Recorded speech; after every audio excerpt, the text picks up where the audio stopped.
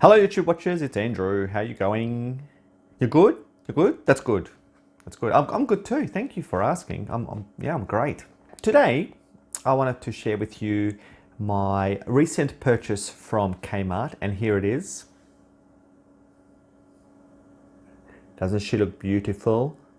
Yes, this is it. This is the Enco jogger from Kmart, and it's a shoe that I tell you what, this shoe could be the best value shoe on the market right now. Let me explain why.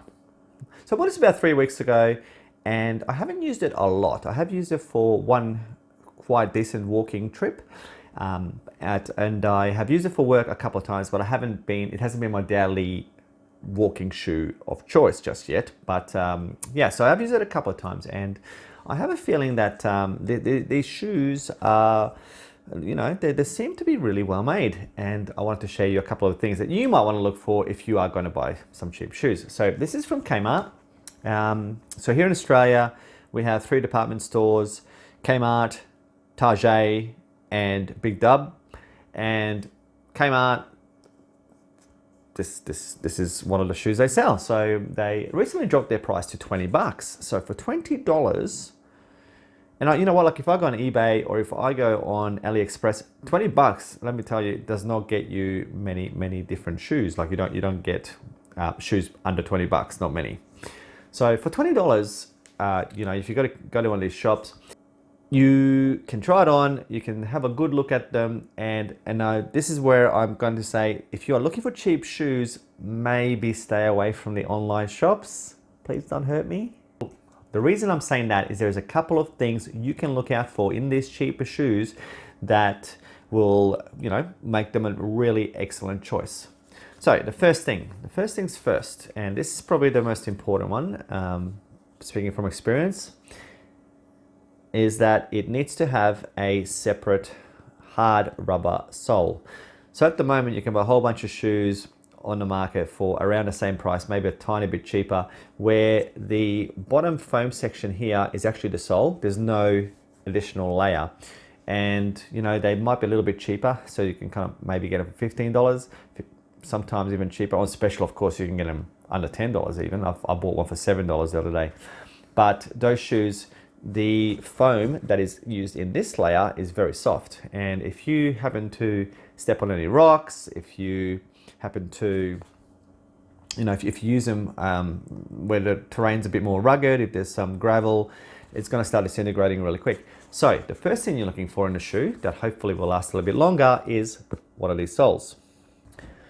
So the second thing you're looking for in a budget shoe is the top material. Okay, this material on the top, the upper, as they like to refer to it. So the upper is going to be all sorts of different types now. So what you're looking for is something that has a decent mesh, or if you get lucky, something where it's almost like that leathery sort of material on the top.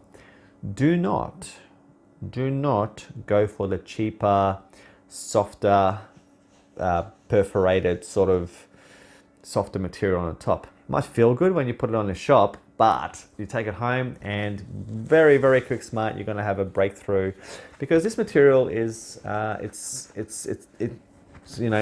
when your toe pushes against this material, it's going to be at the same spot every time. So you need a hardy material. This Enco shoe has what I feel is sort of a more sturdier material. So for $20, you're getting still a good sturdier material on here, and it kind of feels like it's going to last. So I hope it does, because for $20, it seems to be a good bargain for the way it's built. Okay, the next thing you're looking for is a well-finished heel section here. Okay, so this part here often tends to break apart, and sometimes when they're sort of like really thick, it's really good padding, but there's a separate stitch, and those stitches, especially on the inside here, tend to come apart. But not on this shoe. On this shoe, it's one big piece. There's no separate stitching. There's no extra stitching, so it's less chance of it coming apart. So you're looking for a heel section here that has you know, the minimalistic sort of, you know, design elements, and it's not going to be something that falls apart.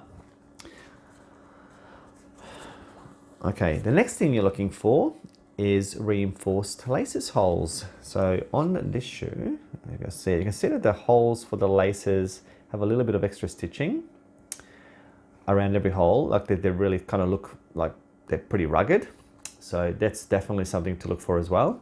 Okay, and then sort of the last one is sort of the hole all over the shoe. So the last thing that you need to keep a lookout for is how the shoe's been finished. So on this particular one, what I'm talking about is, so what I'm talking about there is the glue, okay? So sometimes you pick up a cheaper pair of shoe and you can see glue lines and you're going, well, how long is this glue gonna last? Well, on this shoe, and if you find something similar to this, you can kind of see that there's no real glue lines. So it looks like it's going to be like the quality control that must have gone into this shoe.